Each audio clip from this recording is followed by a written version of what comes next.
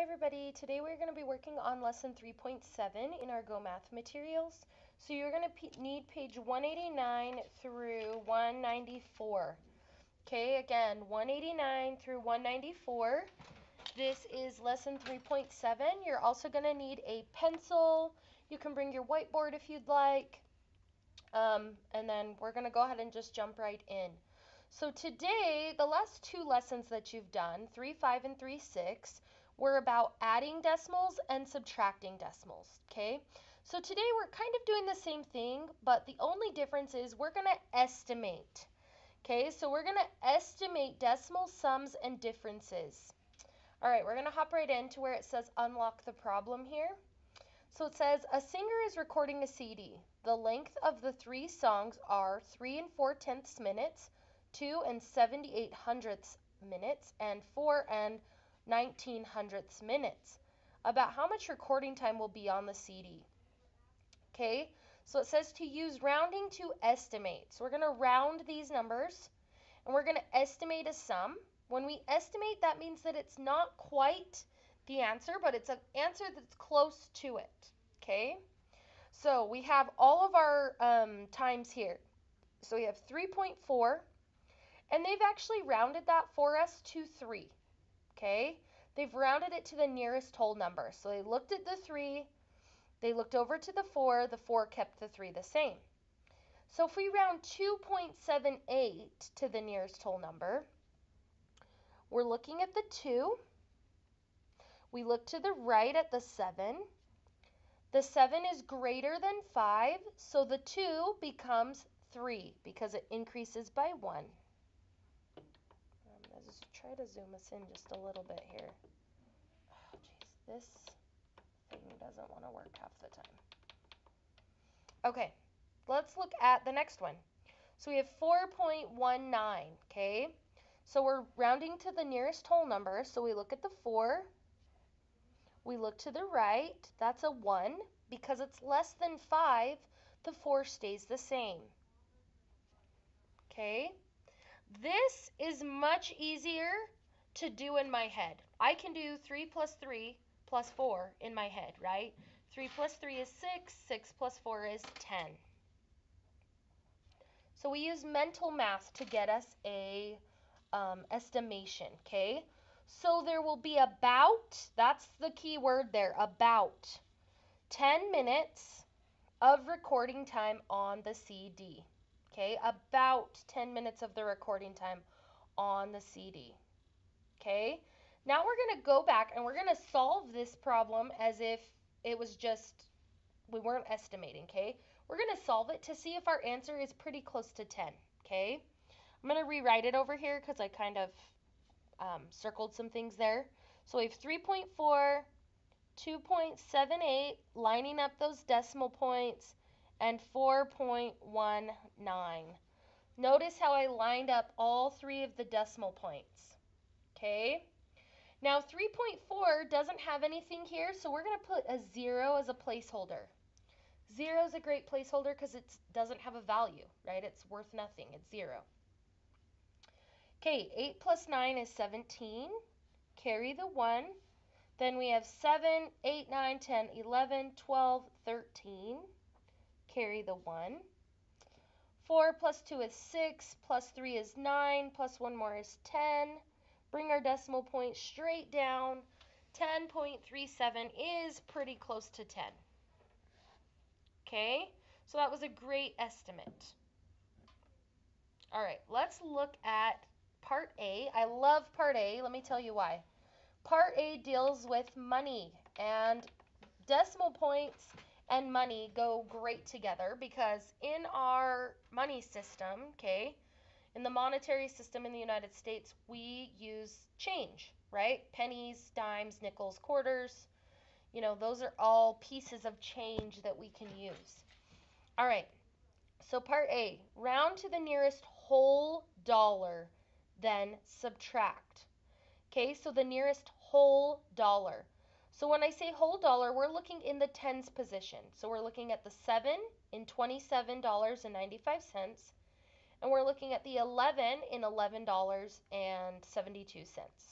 Okay, So we're going to circle that 7 because we're going to work with this number first. We look to the right. That 9 tells us that since it's bigger than 5, we need to increase the 7 by 1. So that becomes 28. Okay. We are subtracting. They've put our subtraction sign for us. And we're taking 11. We're using this 1 here. Looking to the right at the 7. Since the 7 is larger than 5, this is going to increase by 1. So if I increase that by 1, it becomes 12. And we do our subtraction. 8 take away 2 is 6. 2 take away 1 is just 1. So to the nearest dollar, $27.95 take away $11.72 is about $16. Put our dollar sign there. Roughly about $16. Okay. Now let's do part B. Part B asks for something a little different. This one says round to the nearest $10, then subtract. So we're looking in the tens place now. Instead of the ones place, we're looking in the tens place. So we're going to focus on this 2. We look to the right, and that's a 7.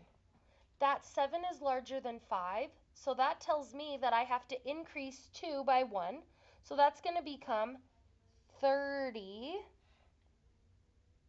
Okay, let's look at the next one. We're looking at the 1. We look to the right. The 1 tells us that the 1's going to stay the same, so this is 10. And I can do 30 take away 10 in my head. That is 20. So to the nearest $10, 20. And put our dollar sign. Okay, so all we're doing here is creating problems that are a little bit easier for us to see. Okay, a little bit easier for us to see. All right, let's go to page 190 where it says example 1 at the top. Now, this is where we're going to actually be using benchmarks, okay? So you've heard the word benchmark before, but I'm going to show you how we're going to do this with a number line, okay?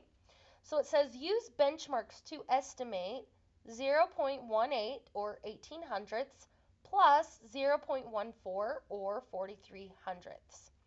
Locate and graph a point on the number line for each decimal. Identify which benchmark each decimal is closer to. Okay, so let's look at this. So we have our number line, and they have labeled it from 0 to 1. Halfway, they put 0.5, which is like 50 cents. Like if you have a dollar, half of a dollar is 50 cents, right? Half of 50 cents is 25 cents. And 3/4 is 75 cents, right? Okay. So we're going to look at this. They've actually done one of them for us. They've labeled 0.18 on the number line.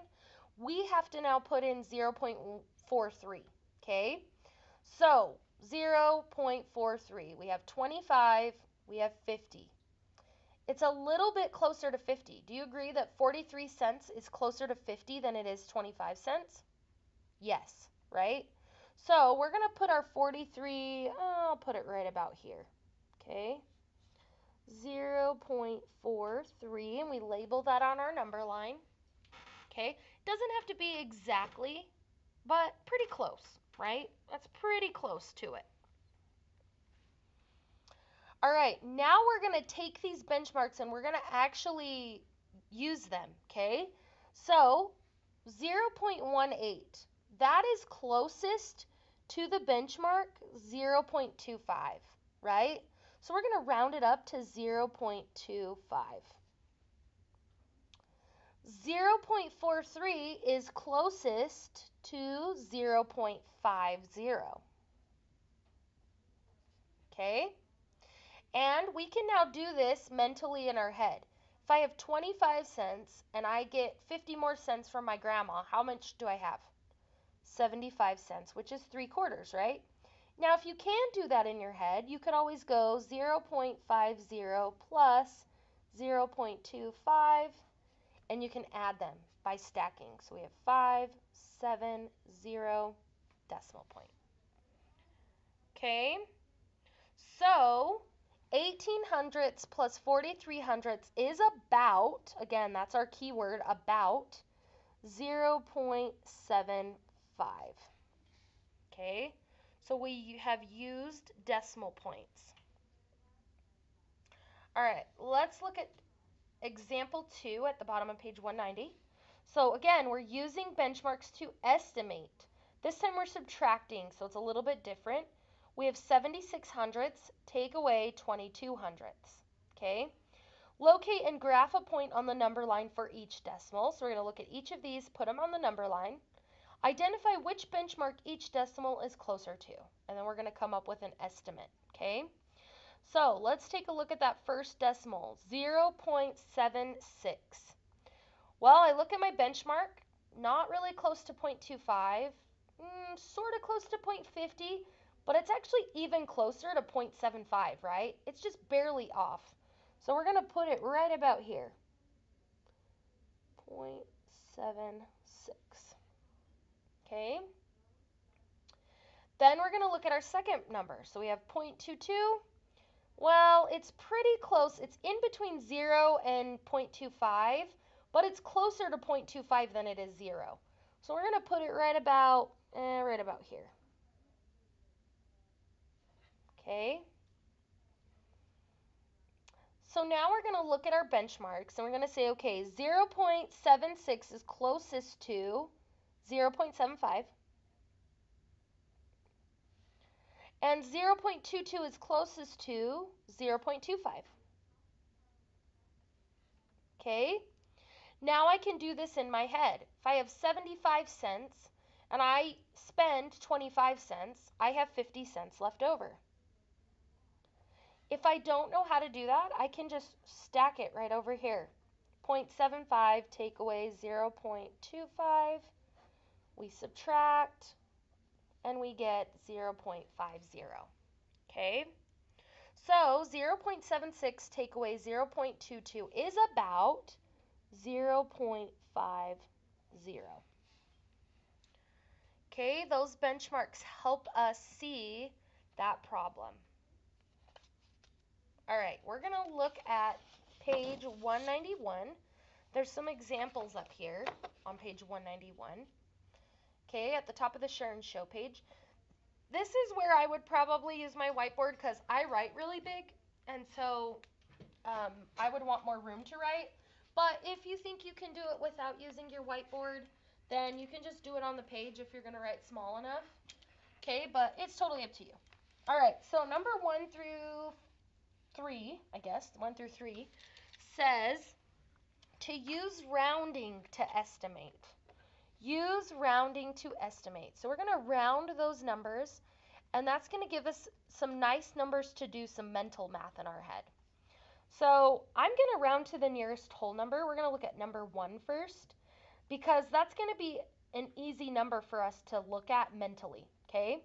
So my whole number here is the 2 because it's before the decimal point. I look to the right at the 3.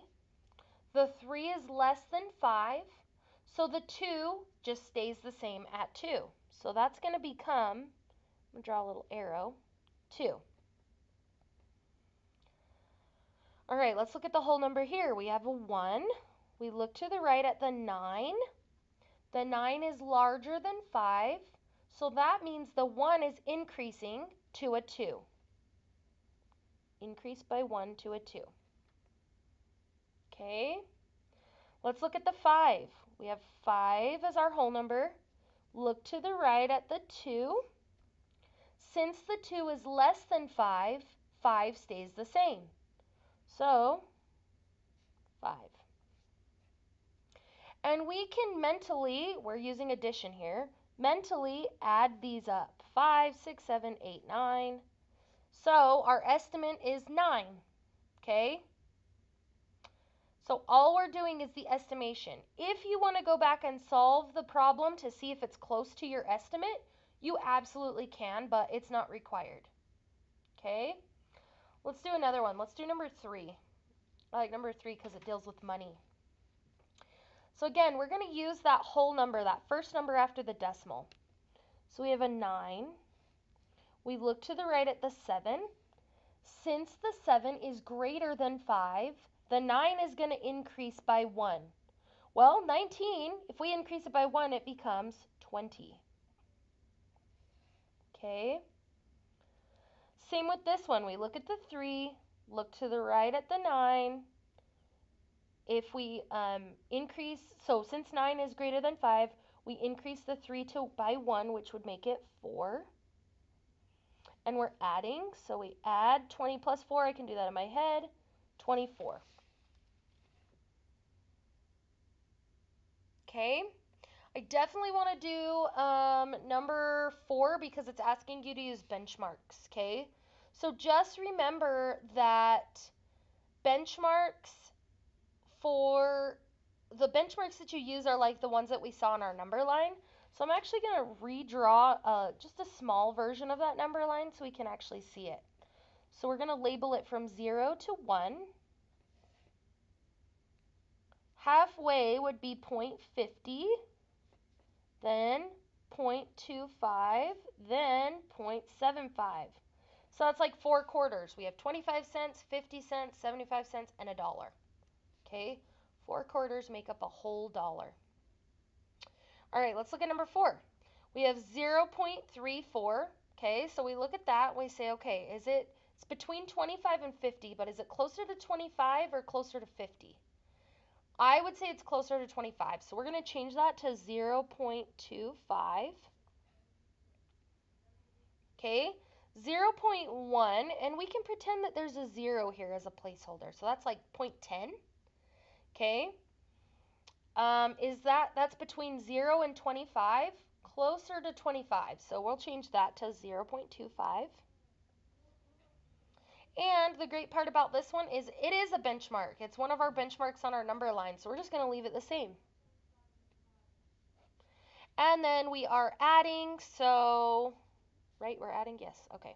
We're going to add those up, 5, 10, 15, carry the 1, 2, 4, 6, 7, 0.75. Okay, so all you're doing is rounding and using benchmarks. All you're doing is rounding and using benchmarks today. All right, let's look at your practice and homework on page number 193. Okay, page 193.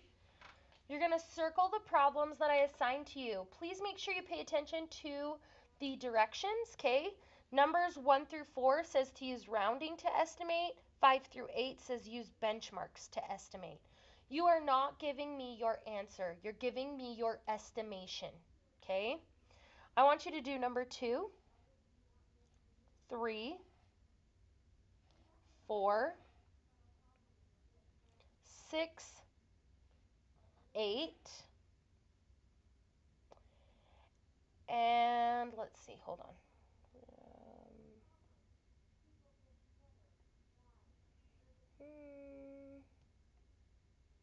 9. Okay, so on page 193, you're doing 2, 3, 4, 6, 8, and 9. Then on page 194, you are going to do number, let's see, 1,